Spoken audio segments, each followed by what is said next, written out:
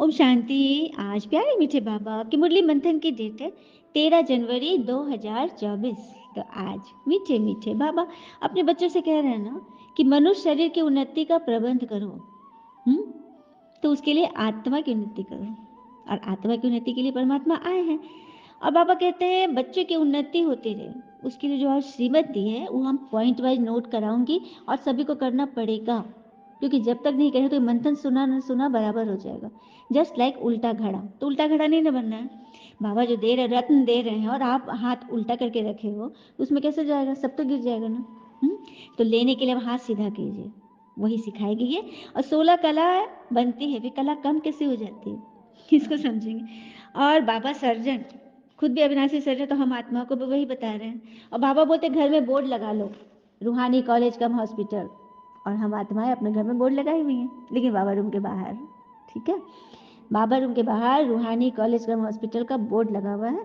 तो अविनाशी सर्जन भगवान है, तो उसकी सहायक अविनाशी सर्जन BK नम्रता, ये बोर्ड लगा हुआ है और वो काम चल रहा है। तो ये क्या है? मैं सहायक डॉक्टर अविनाशी सर्जन डॉक्टर ये मंथन दे रही हूँ ना, जिससे सबका इलाज हो रहा है। लेकिन इलाज उसी का होगा जो इसको अंदर लेगा।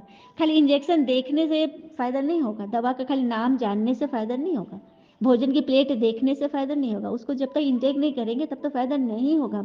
इसलिए अब तक जो आपने सुना, चलिए नहीं लिए तो कोई बात नहीं, लेकिन अब अभी से आज से लेना शुरू करें, दवा लेना शुरू करें, क्योंकि आत्मा की दवाई है। और डॉक्टर ने हमें बताया तो हमारा काम है इसको आगे बढ़ाना। फिर बाबा कह रहे कम से कम 8 घंटा भगवान की याद में रहकर काम करो। हर कर भोजन बना रहे याद में, गाड़ी में बैठे हैं याद में, हाँ, किसी को मौका मिल गया सेवा कर लिए याद में, भोजन खा रहे हैं याद में, तो हो ही जाएगा ना 8 घंटा। और संकल्प बोल कर्म शब्द पर कितना में टेंशन देना है, इसको हम समझेंगे। और जो स्वयं कोई 1.5 रुपये मकान में मेहमान समझता है वो निर्मोही बन जाता है। और निर्मोही पे बहुत सुंदर पॉइंट बताई जाएगी। तो चलिए सभी अलर्ट हो जाए, सीट बेल्ट बांध ले, अब हमारी हवाई यात्रा शुरू होने वाली है ना, आत्मा की यात्रा। बाबा कह रहे हैं मीठे बच्चे, मनुष्य शरीर की उन्नति का प्रबंध रचते, आत्मा की उन्नति व चढ़ती का साधन बाबा ही बतलाते हैं। यह भगवान की ही रिस्पॉन्सिबिलिटी है। तो मनुष्य शरीर की उन्नति का प्रबंध करना, आत्मा की उन्नति उसको चढ़ते ऊपर चढ़ाने का साधन बताना कौन बता सकता है सिवाय परमात्मा के, क्योंकि वही तो है सबके रिस्पॉन्सिबल, पूरी सृष्टि के रिस्पॉन्सिबल, सबके करता धरता रचयिता तो वही है ना। मानते हैं ना सभी इस बात को। साइंस भी मानता है कि एक शक्ति तो है जो पूरी सृष्टि को चला रही, लेकिन वो शक्ति कौन है, किस रूप में है, कब हमसे मिलती है, क्या करती है आके, उसके कर्तव्य क्या है, कौन से उसके बच्चे हैं, किन के लिए वो आई है, ये जानना बहुत ज़रूरी है ना। इसीलिए तो अपने नज़दीक के ब्रह्मा कुमारी सेंटर में जाकर प्लीज़ कोर्स कर ले, कि सारी से जो प्रश्न है ना इन सब का आंसर आपको मिलेगा। और फिर आप दूसरे को भी तो बताओगे ना, जब खुद भरोगे तभी तो दूसरे को बताओगे। और कहते हैं ना कि जब भी सुबह उठे ना बाबू, तो सबसे पहले मन में ये संकल्प, सबसे पहले गुड मॉर्निंग शिव बाबा, परमात्मा को गुड मॉर्निंग, क्योंकि वो है हमारे कर्ता धर्ता, तभी हम ये मॉर्निंग देख रहे हैं। अगर उनकी दृष्टि हट जाए ना हमसे तो हम कहीं के न रहे। इसलिए सबसे पहले आत्मा के परमात्मा को गुड मॉर्निंग, उसके बाद अपने शरीर का शुक्रिया, सभी चीज का शुक्रिया, और एक बात 5 बार दोहराए कि मैं पुण्य आत्मा हूं, 5 बार, ताकि अंदर उसको इनहेल कर ले और हमारे सब कॉन्शियस माइंड में वो चला जाए कि मैं पुण्यात्मा हूँ, बन रही हूँ नहीं, मैं ओरिजिनल हूँ। चलिए, तो पुण्यात्मा तो संकल्प कर लिया, पुण्य करना भी तो है ना। तो 5 पुण्य है जो कि हमें जीवन में जरूर करना चाहिए। तो पहला पुण्य है अमृत वेला योग, ब्राह्मण बच्चों के लिए है ये, जो कि बाबा से एकदम जुड़े हुए हैं, जो कि एकदम निश्चय बुद्धि है उनके लिए। लेकिन जो मनुष्य सुन रहे हैं मंथन, तो कम से कम ये मुरली मिस न करें, यही आपका पुण्य है। लेकिन ये BK बच्चों के लिए ये 5 पुण्य सुनेंगे ध्यान से। पहला है अमृत वेला योग, और अमृत वेला शुरू होता है 2 से पौने 5 का समय। ठीक है, इस बीच आपको भगवान से मीटिंग जरूर रखनी है, बात करनी है। दूसरा पुण्य है मुरली सुनना। चलिए, ये पुण्य तो नॉन BK भी कर सकते हैं। मुरली ये मंथन एकदम ध्यान से सुने और इसे मिस न करें। करेंगे ना सभी?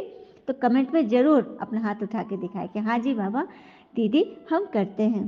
तो दूसरा हो गया पुण्य, मुरली सुनना, मंथन सुनना। तीसरा बुरे के साथ भी अच्छा व्यवहार करना। अब पता है ना, कोई हमारी आंखों में आंसू देने की प्लानिंग करते रहता है, ऐसे होते हैं ना लोग, हमें दुखी देखना चाहते हैं, हमें खुश, हमारी खुशी से वो खुश नहीं है, लेकिन हम क्या करें, हम उसके होठों पे मुस्कान की कामना करें। एक तरफ तो हमारे लिए बद्दुआ दे रहा है, हम उसके लिए दुआ करें। हो सकता है ये सुनने में लग रहा है ना मेहनत है, लेकिन अभ्यास से सब सहज है। और जब भगवान और निमित्त दीदियाँ हमें बता रही है जो कि स्वयं कर रही है, तो उनका अनुभव से तुम अनुभवी बनेंगे ही ना। हुँ? कोई हमारे लिए गड्ढा खोद रहा है और हम उसके लिए फूलों का गलीचा बिछा दे, और ये भगवान के बच्चे चैलेंज उठाते हैं, हुँ? तभी तो भगवान का बच्चा उनके स्टूडेंट कहलाने लायक बनेंगे कि जो भगवान हमें बताते हैं हम वो कर रहे हैं। और पता है, ये हमारी जो पॉजिटिविटी है, ये हमारी जो पॉजिटिविटी का सागर वाली जो हमारी कर्म है, ये उनकी नेगेटिविटी पर बहुत बहुत बहुत भारी पड़ेगी। क्यों पड़ेगी पता है? क्योंकि हमारी मदद ईश्वर कर रहा है और उनकी मदद रावण करता है और हमारी मदद ईश्वर। तो ईश्वर के आगे रावण टिकेगा क्या? माया टिकेगी? सवाल ही नहीं है ना। हाँ, जैसे सूरज उगता है तो बादल ढक जाते हैं ना, उसी तरह जैसे परमात्मा सामने आते हैं कुछ भी नहीं रहता, तो हमारी मदद भगवान करे। और कई बार ऐसा होता है कि हम कुछ ऐसा बोल जाते हैं ना जो कि मुझे नहीं बोलना चाहिए, तो हम फंस जाते हैं। तो जुबान से भी पाप न करे, कोई कड़वी जुबान ना हो। कहते हैं ना, एक चुप 100 सुख। चुप हो जाओ, वहां पे जहाँ नहीं बोलना है वहां चुप हो जाओ। हम्म। और फिर है कान भरना, झरमुई झगमुई करना, हाँ, इसका उसका करना, ये सब बहुत बड़ा पाप है, इससे बचना। हम्म। जब हम दूसरे को किसी के निर्णय में उठा नहीं सकते तो कम से कम गिराओ तो मत। हमारा काम तो गिरे हुए को उठाना है, न कि उठे हुए को गिराना, उसकी निंदा करके, उस पर गॉसिप करके नहीं। ये सब भी पाप में आता है। और फिर है भोग लगाना।